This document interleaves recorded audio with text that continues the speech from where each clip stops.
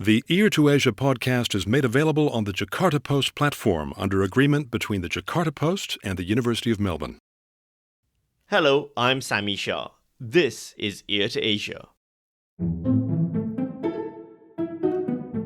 A very interesting phenomenon these days is when students received like more than one offer, like one offer from UK, one offer from Australia, they will post that on social media and ask for advice. Which one should I pick? And then all this kind of alumni and those current students from these two institutions will chip in. Chinese international students can be Australia's assets as well. They do so much in terms of promoting Australian social and cultural events in Chinese social media, and they sustain transnational ties with Australian society and economy even after graduating from Australia. In this episode, how Chinese international students navigate their experience in the West. Ear to Asia is the podcast from Asia Institute, the Asia research specialists at the University of Melbourne.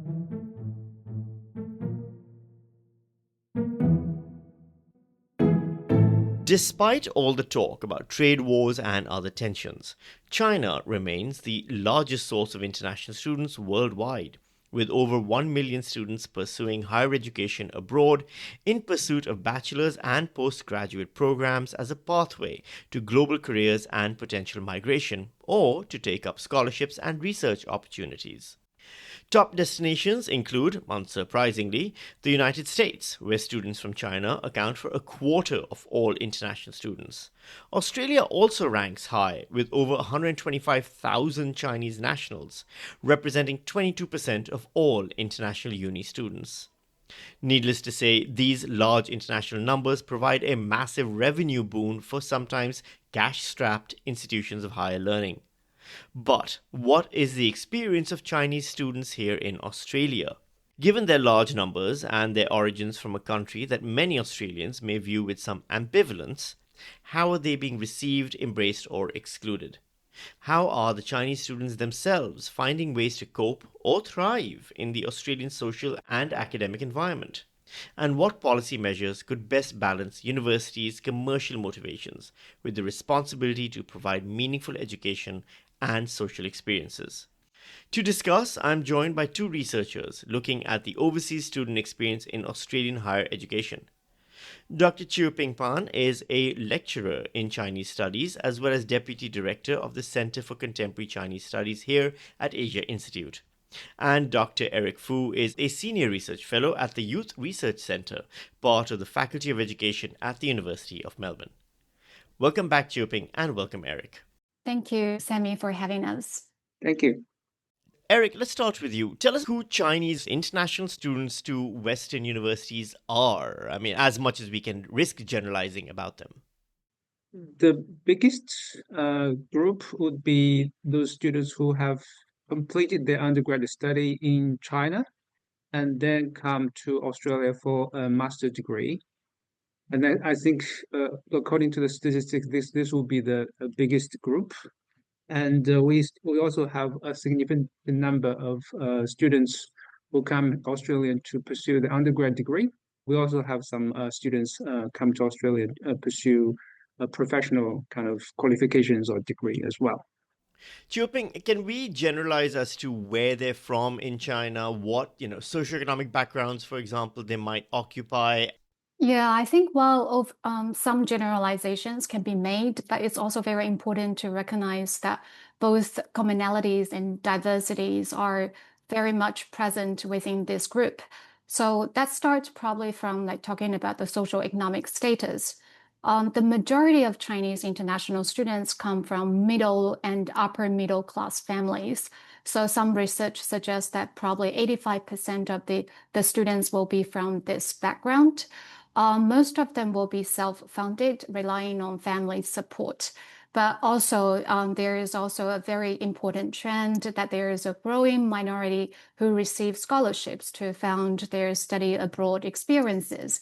And I myself actually belong to the minority group there. And in terms of the geographical origin, most of the students, quite unsurprisingly, would be coming from China's most developed cities, around like 80% from a recent research.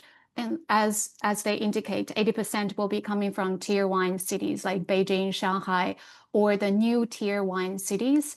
So those who come from the lower tier cities, I think, will only account for a very small proportion. We don't really have a very specific statistics about this. And age-wise, while like typically speaking, they come to pursue undergraduate and postgraduate degrees in their from 18 years old and in their 20s, but there is also a growing trend of students in their 30s who want to start their life anew and give themselves another choice. And I want to add to what Eric has just talked about, like who are these Chinese international students at Western universities. I think I would like to add two more adjectives that I have. One is aspirational, and the other is open-minded.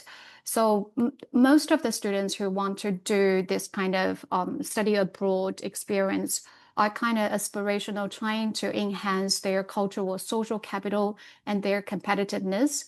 And they are also open-minded enough, like to start their journey overseas. Eric, what are the typical pathways, though, for these students to come to overseas studies? And is that the same in Australia as it might be in the US or UK, for example? I would say mainly they will finish their undergraduate study from a university back in mainland China, and then seek opportunities, either apply by themselves or through an educational agent to seek opportunity to pursue a master degree overseas. That's I think, the most common kind of pathway. Another important pathway is because of the high competitiveness in the kind of university recruitment exam back in China. So a lot of parents actually just put their children in those international high schools, and even some of them just directly send them to high schools in Australia, just to make sure they have this opportunity to uh, take the VCE or A level or whatever kind of international kind of university recruitment tests, and then send them to those international institutions for higher education.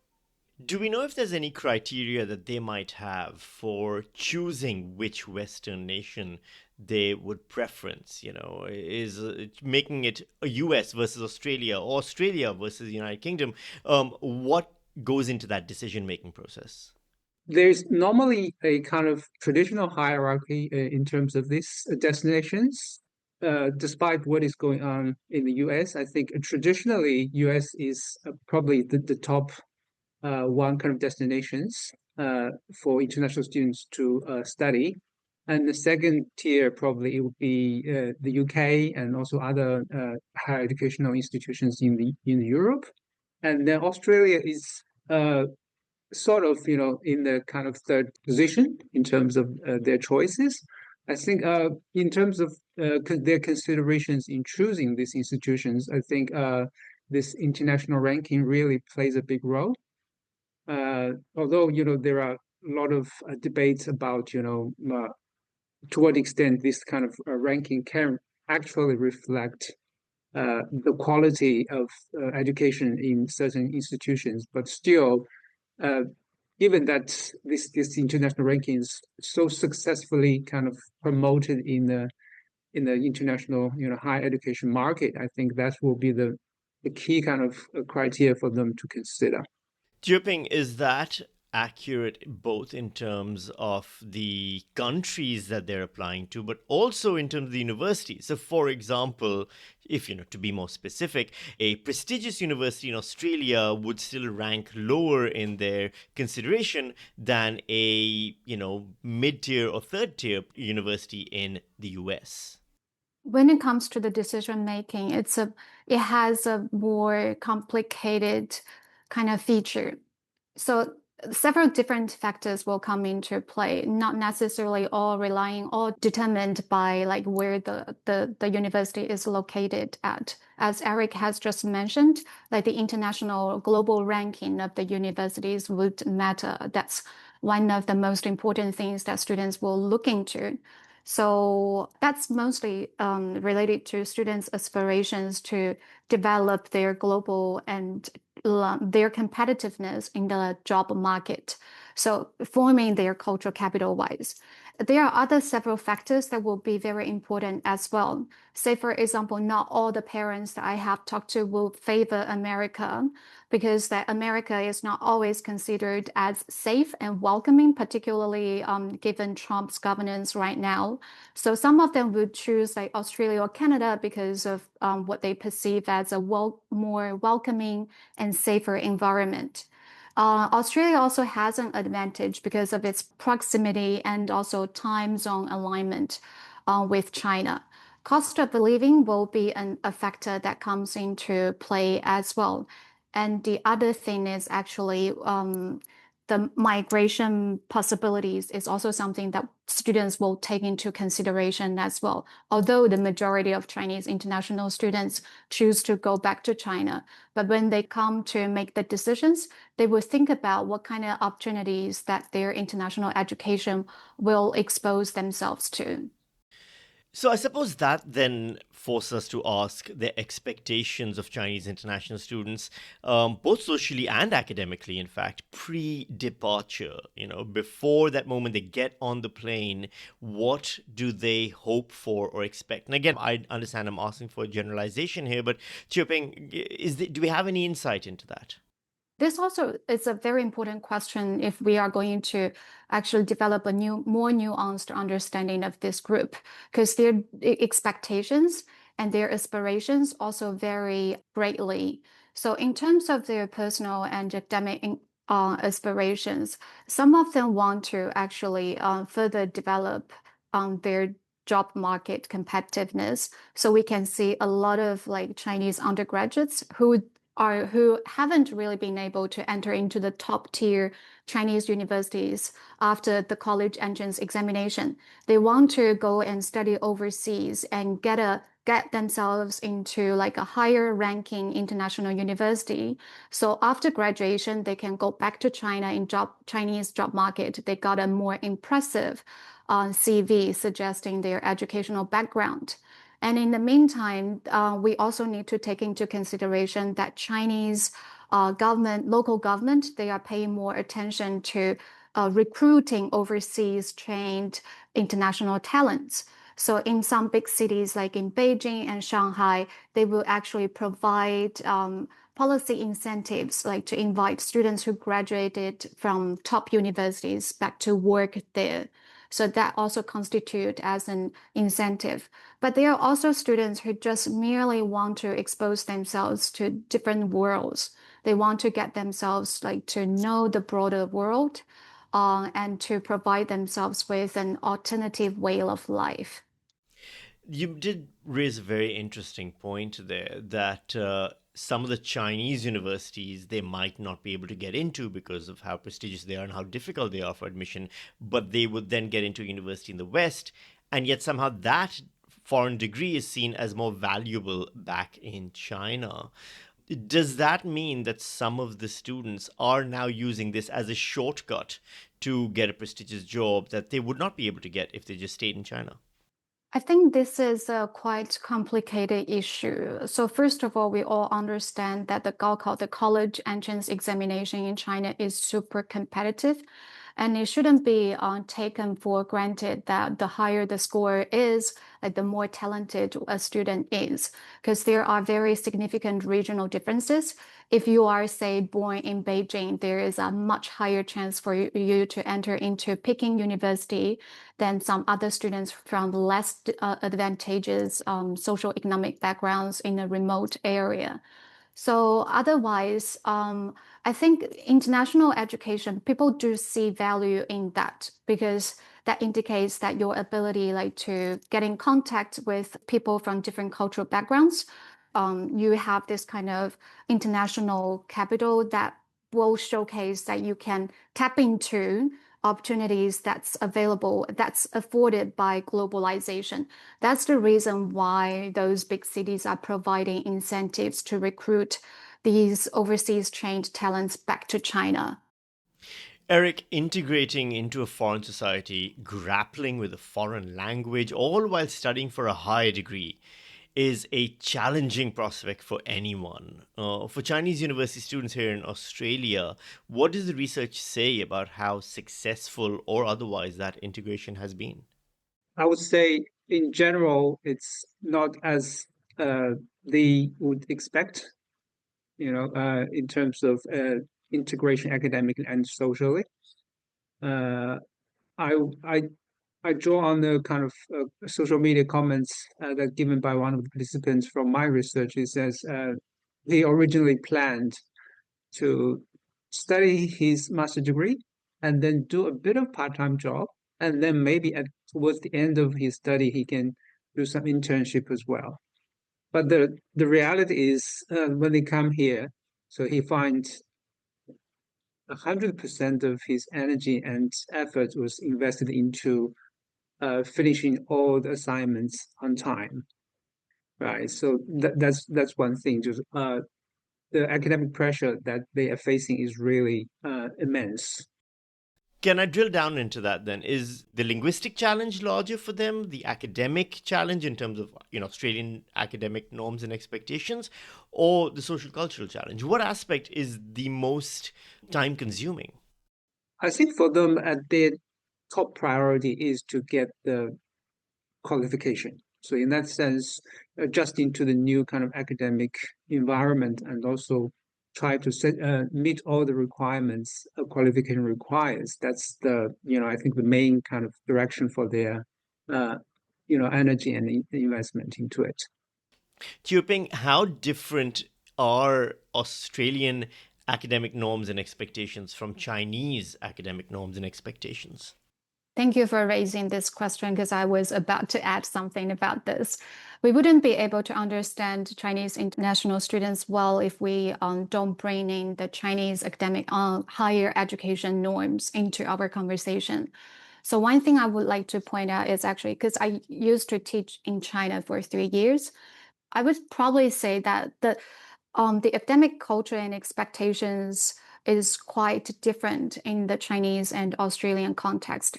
In the Chinese context, like students are more used to the form of lecturing. So have a lecturer there delivering like the course content from the very beginning to the very end.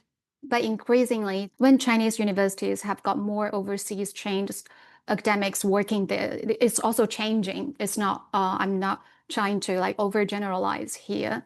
But generally speaking, students have this kind of tendency to believe that they should probably not like proactively speak up unless they got something really important and worth sharing. And that's very different here because students are encouraged to share their ideas and do not care so much about how they would be evaluated either by their peers or teachers, etc. So that's a very big difference. Class participation, for example, is seen as a hurdle requirement for many subjects. You're expected to participate in class. Indeed, indeed. And sometimes, like when they are not really well prepared for that, it can be a quite daunting experience for them to start with. And it's a learning process, and they need to go through sometimes a challenging learning curve to realize that. One thing that I did in my class, which turned out to be quite helpful, is actually I share with them the university like a policy and guidelines about the importance of a safe environment for students to speak up. And also in the original, like the first few classes, when they are discussing just among themselves, sometimes I don't really mind if they are talking to their peers, they are using Chinese, but later when they are sharing with the classroom, they share their findings like in English. I feel that is very helpful to make them to feel safer and to share their ideas and more comfortable. Eric, how challenging has that linguistic aspect then been? Shui Peng is talking about the English presentation in class. There have been articles about the difficulties many Chinese students have in expressing themselves in English with a level of fluency. The prevalence of translation apps now might be delaying that transition to a higher English standard. Is this something that the students are aware of as a problem, and are they feeling supported in it? You're right. This is a major barrier for their classroom engagement. So oftentimes when there is a discussion point raised in the tutorial group, I think Chinese students are a bit reluctant to really participate, not simply because they don't have a point to share or add on to the discussion. It's mainly, they are concerned about language ability, whether they can make their point very clearly in English. So that's a major barrier for them, for a lot of them. Can I add one more thing here? I think this relates to the question you raised earlier, Sammy, about like the difference of the academic culture in classrooms. So when Chinese students were learning English, their learning process is very much dominated by the pattern of teachers correcting them or themselves correcting themselves. So grammatical mistakes and also like other mistakes or accents are huge in terms of when they were thinking about what they are saying. So I relate to that because I used to be an international student. So when I was about to speak up, my heart would be pounding and I would be like thinking to myself, while I'm talking, so first of all, I need to summon my courage, like to speak up.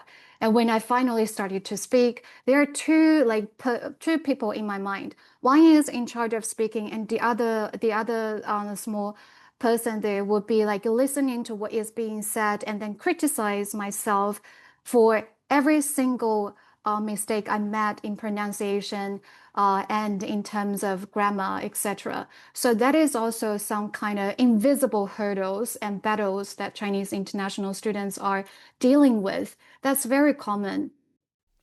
How well are Chinese students supported by their institutions here then in terms of these challenges they face? Chiu Peng? I think like Australian universities are increasingly aware of the need of support amongst international students in general. So, say for example, at the University of Melbourne, I can see a wide range of support being created and being provided, such as academic skill hubs, which I often refer students to. So they will provide support with presentation skills, or sometimes if you bring a piece of writing to them, they will help you to identify problems and they can help you with resume writing. And nowadays, there are also mental health service that will provide low cost and language accessible counseling as well. Career services will be covered, and also sometimes legal and visa support will also be available. But aside from the progress that has been made, there are also definitely gaps that remains to be filled. So, say for example, currently I'm working with my students like to develop a guideline like for anti-scamming support information sheet for Chinese international students. So I was hoping that this kind of co-designed workshops will also help to fill in those like small pieces of gaps in terms of supporting and helping Chinese international students. Eric, it's not just the students. What about the lecturers, the teachers, the tutors, the course design at the university? How much does it take into account the needs of the international students? I would say I will agree with Chu Ping. A lot of improvements have been made in the past few years, as the research evidence starting to, picking up. I would say still, the university still have a lot of things to do. I've noticed there are some workshops, to help build our uni staff cultural competence in terms of dealing with students from different cultural backgrounds. But I would say maybe these initiatives could benefit from, including some of the students and try to, hear from them and also co-designing these kind of workshops or capacity building programs, with them. That would be, I think, a better way to go. You're listening to Ear to Asia from Asia Institute at the University of Melbourne. And just a reminder to listeners about Asia Institute's online publication on Asia and its societies, politics, and cultures. It's called the Melbourne Asia Review. It's free to read and it's open access at melbourneasiareview.edu.au. You'll find articles by some of our regular Ear to Asia guests and by many others. Plus, you can catch recent episodes of Ear to Asia at the Melbourne Asia Review website, which again you can find at melbourneasiareview.edu.au. I'm Sammy Shah, and I'm joined by Dr. Eric Fu and Dr. Chioping Pan. We're talking about the experience and coping strategies of the many Chinese international students here in Australia. How are international Chinese students here viewed by the local uni staff and students? Chioping? This kind of perceptions can vary greatly. Say, for example, on the one hand, sometimes they can be framed as an issue, or sometimes as a risk, like to academic standards in Australia, etc. So please allow me to elaborate this a little bit. So sometimes, like, Chinese international students are being framed as problems because they would be considered as like deficient in terms of language skills, their level of engagement, and they have the stereotypes of coming from like rich families, etc., etc. But in the meantime, what has been actually buried or overshadowed by this generalization are what we have talked about, like the minority groups within this big cohort as well. And in terms of like on the other side, there are also positive views and institutional efforts as well. So in general, I think the higher education sector in Australia is quite welcoming, like being very affirmative about like the potentials that Chinese international students can bring to actually financially support underfunded university sector and bring along more multicultural exposures like for domestic and other international students here as well. So that kind of underpins universities' efforts to foster inclusion through policy and programming as well. Eric, what can you tell us about the well-being and psychological challenges for these students? What are some common reported issues? I think main challenge for them is because they're facing quite a big difficulty in making friends and establish that kind of social network in the host society.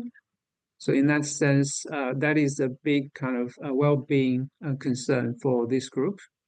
I've talked to students who really struggled especially during the COVID period, in terms of having the social life and having a few friends, to talk to when they feel really stressed.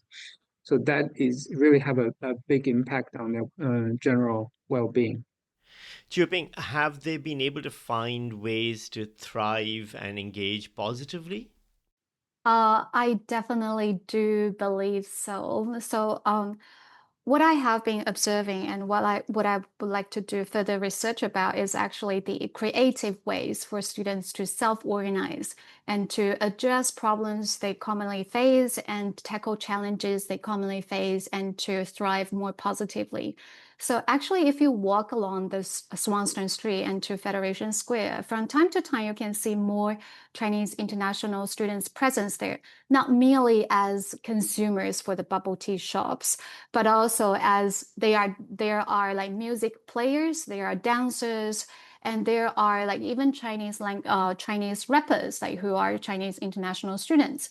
So they are finding creative ways like to showcase their cultural identity, their cultural background, etc. And also there are, say for example, in the case of University of Melbourne, there are increasingly more student groups formed by Chinese international students. Some are focusing on tackling problems here in Australia. Some are also organizing about, like, say, being volunteer teachers in remote areas in China. Some are focusing on academic integration and also like career-wise progression, etc. So I think that is a really vibrant area. You can see like different efforts being put into advancing their own welfare. One of the aspects of being an international student that is often advertised, promoted, and talked about is the freedom that you have as a student traveling away from your home. However, how does the potential for political pressure or risk of surveillance from Chinese authorities color that experience of mainland Chinese students here? How much freedom do they actually have? Eric? That's a sort of thorny topic to really talk about. So people would think, okay, when they come overseas, they exposed to this kind of liberal society, they have access to a whole lot of different information that they couldn't access before. But I would say, from my research at least, students are more likely to become a more kind of critical uh, citizen with a kind of global view with them. So they grow up in a kind of authoritarian kind of society, and then they also used to, different kind of media context, and then they come out and with a kind of assumption that they stepping into a free media world. But then they will soon figure out all the lots of the media reports, in the English media, mainstream media are still more or less, biased as well. So uh, to that degree, and then they will probably try to find the middle way, to really critically engage both sides of the media sphere and probably become more critical in terms of having their own views. Ping, are the students that you engage with, are they fearful of surveillance? Are they fearful of political pressure? Is it something that is even entering their concern set?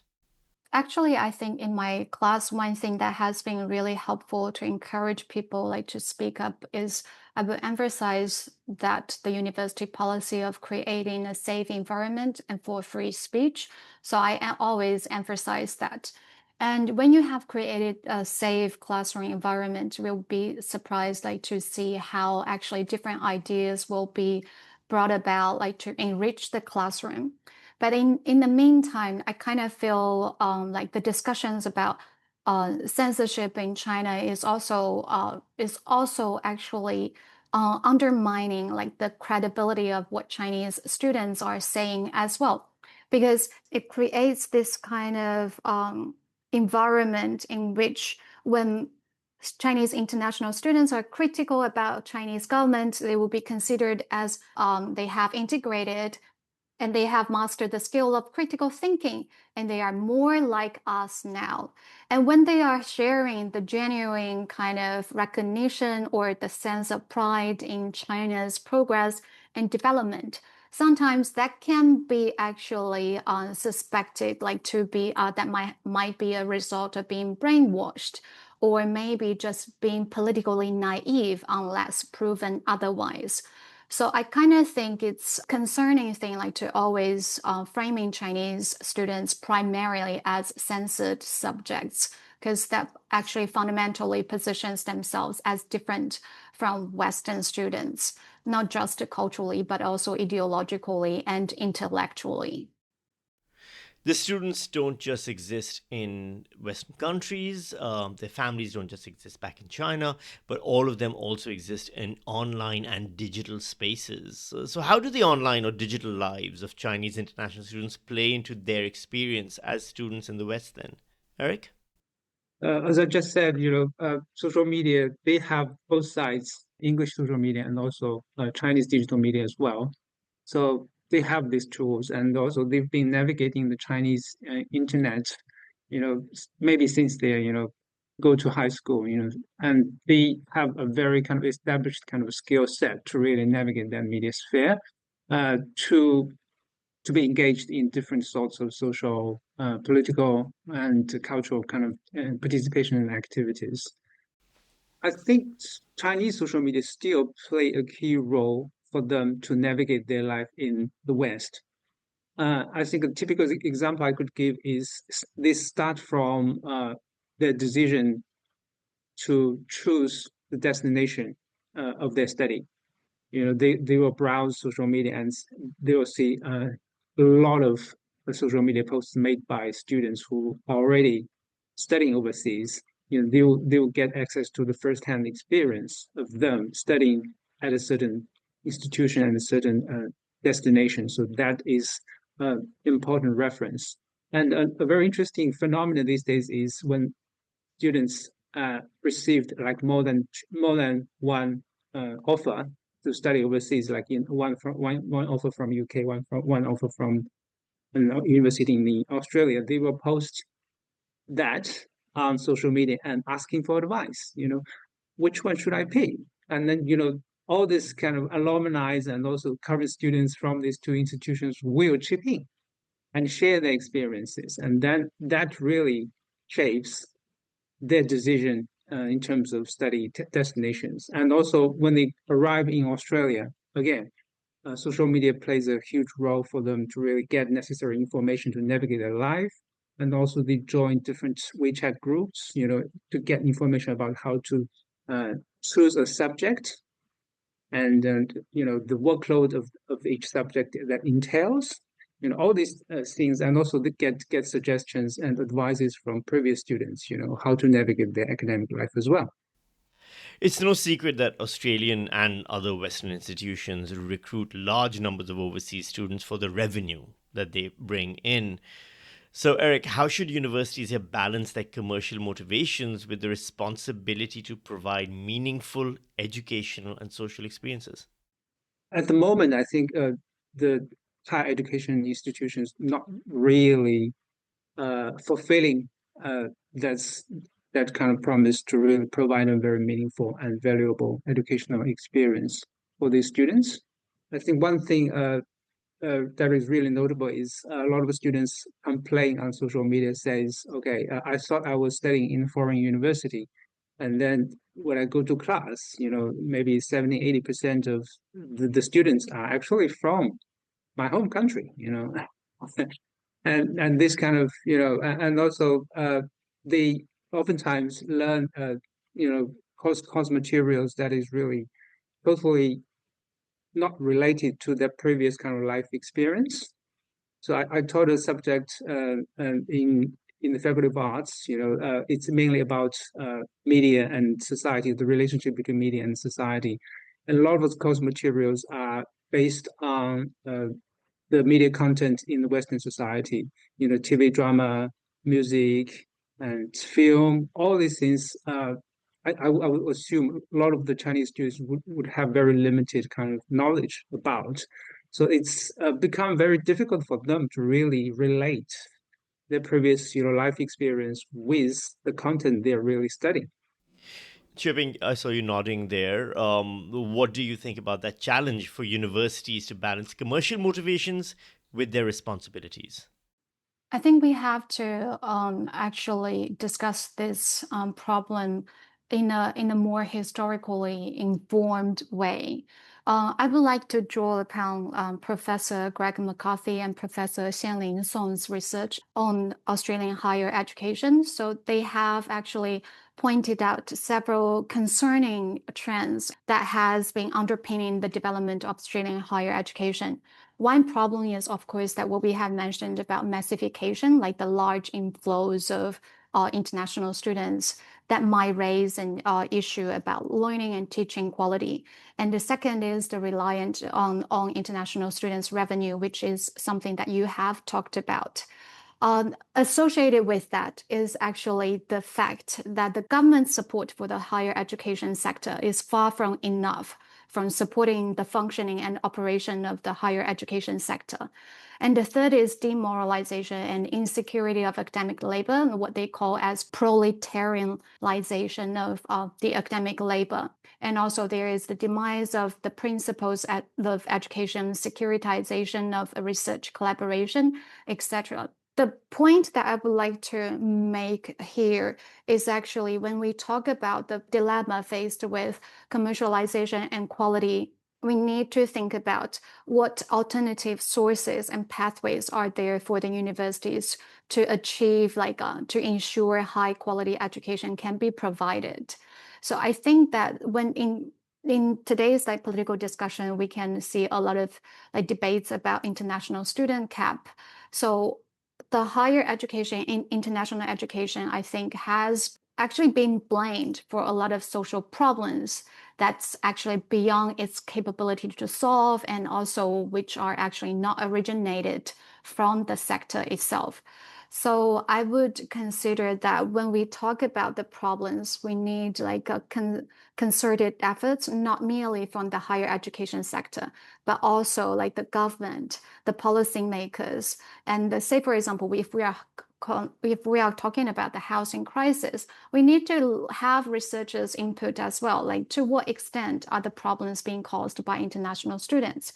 And when it comes to the teaching quality, for example, to what extent it's because of the explosion of international students, and to what extent it's because of the neoliberal trends and love the higher education that has been going on for decades, and to what extent it might has to do with the fact that academic jobs are no longer that secure. A lot of university teachers are themselves under facing challenges of precarious working environment, etc., etc. So there are no simple answers to that, but I think I've got more questions than answers here. Sorry, Sammy. Well, that does actually lead rather perfectly into my final question, which I was going to come to you first, Xueping, is what policy changes would you recommend to foster more genuine inclusion and success for Chinese students in Australian higher education? Is there any specific things that you can see as solutions that already could be put in place right now? I think in terms of that, I would like to bring two initiatives that National Foundation for Australia-China Relations has been doing. One is they have got a new scholarship plan for engaging Chinese international students to learn more about Australian society. And that's a more recent initiative. And there's also an old one, which we have been actually honored to get the funding to support. So that initiative is about holding the My Study and Life in Australia short video contest. So I think underpinning these two initiatives are very strong in suggestions made on the part of the government, saying that Chinese international students, they are welcomed. They are welcome to learn more about Australia. They are welcomed to articulate and share their experiences. One thing we can do at this moment is actually to make this kind of gesture more explicit. This is not merely because that America is doing a terrible job at this time, indicating that they are not welcomed, they are politicized, etc., but also because that Chinese international students can be Australia's assets as well. They do so much in terms of promoting Australian way of life, promoting Australian social and cultural events in Chinese social media, and they sustain transnational ties with Australian society and economy even after graduating from Australia, years maybe beyond their graduation. All those should be framed in a more positive light to shape our understanding. And probably it will be a good starting point if we can jump out of the stereotypes for the students being censored on subjects, being brainwashed, and even become source or means for foreign political interference, that kind of thing. Eric, same question for you then. What policy changes or broader societal measures would you recommend to foster more inclusion and success for Chinese students? I would say the first keywords would be participation. So I think Chinese students need to be acknowledged. They put great efforts, to come overseas to get this education. So their presence on our campus in our society should be, sufficiently acknowledged. They should be acknowledged as part of our, broader cultural society at least, right? And then also in terms of, initiatives or policies that can really helping them, I think it could be helpful to really include them in this process of policy making or any kind of program designing stage, to really listen to them and really figure out what they really want and need. And another point I want to make probably to the broader society is we need to take a more broader view about this diversity and inclusion kind of initiative in our society. We talk a lot about this initiative, but oftentimes we take this in a very kind of narrow-minded way. So, we tend to focus either on those one-dimensional ways of framing this term, on diversity and inclusion. It could be implemented out, understood in a whole lot of different dimensions, different ways. In that case, I would say, drawn on a story told by a student, I asked him, when is there a moment that you really feel that you belong to Melbourne? He told me, he says, when the people here don't treat me as an outsider, So one day he walked in the street and someone just come to him and ask for directions. And that moment he feels, he belongs to that place. And also maybe some random person just sitting next to him on the bench in the park and started a conversation, a genuine conversation, rather than just treating them as the other, someone that is fundamentally different from them. I think that will probably a good way to go. Our guests have been Dr. Cheo Ping Pan of Asia Institute and Dr. Eric Fu of the Youth Research Centre of the Faculty of Education, both from the University of Melbourne. Thank you both. Thank you, Sammy. Thank you. Ear to Asia is brought to you by Asia Institute. You can find more information about this and all our other episodes at the Asia Institute website. Be sure to keep up with every episode of Ear to Asia by following us on the Apple Podcasts app, Spotify, YouTube, or wherever you get your podcasts. If you like the show, please rate and review it. Every positive review helps new listeners find the show. And please help us by spreading the word on your socials. This episode was recorded on the 30th of April 2025. Producers were Eric Van Bemmel and Kelvin Param of profactual.com. Ear to Asia is licensed under Creative Commons, copyright 2025, the University of Melbourne. I'm Sammy Shah. Thanks for your company.